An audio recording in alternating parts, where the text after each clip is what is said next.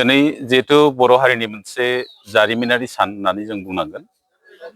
दिनै जोंनि बर' हारिनि बिफा बड'फा उपेन्द्रनाथ ब्रह्मनि जिथु थैनाय सान, बे थैनाय सानाव आं गिबियावनो बिथांनिसिम गोथौयै सिबिनाय आरो खुलुमनायखौ आं बावहरदों। बिथांनि जिउआ जेरावखि थाया मानो आलो गोजोनै थाथों, आं बेखौ आफा इसोर आनान गसाइनाव आं गिबियावनो खावलायग्रोदों। आरो आं बुंनांगोन जिहेतु बर' हारिनि गेजेराव गिबि राजखान्थि फोथाराव लामा एवस्रांगिरि, बर' हारिखौ गिबि खौसे खालामजेननो हागिरि मानसि आरो बिथांनि सानस्रि बायदिनो दिनै जिहेतु बर' हारिया बुहुमाव सिनायथि मोनदों आरो बिथांनि सानस्रि बायदिनो दिनै बर' हारिया बर' हारिनि जिथु थामोनथा बे गोजोर जादों होनना बुंनांगोन।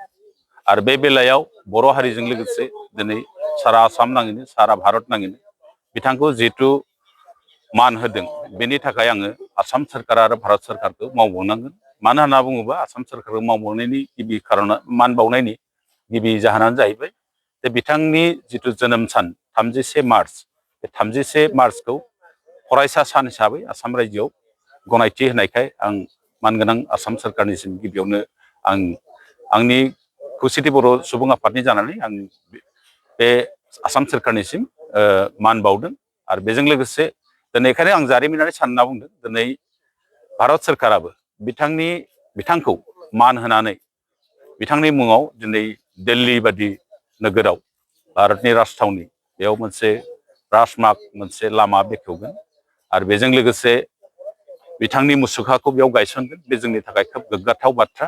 आरो बे दिनैनि बे सानाव आङो जोंनि साफ्रोमबो बर' हारिखौ आं खावलायगोन, बिथांनि जिथु सानस्रि जों बेखौ अराय फोथांना लाखिनांगोन आरो बिथांनि सानस्रि बादि सोलिनानै जोंनि जिथु माहारियारि बाद दानाय, जों बेयाव बयबो मुखुब जानांगोन। आं बेखौनो खावलायदों आरो आं दिनैनि बिथांनि थैनाय सानाव आफादनि जानानै, खौसेथि बर' सुबुं आफादनि जानानै गोथौयै सिबिनाय आरो खुलुमनायखौ बिथांनिसिम फिन बावहरफिनो।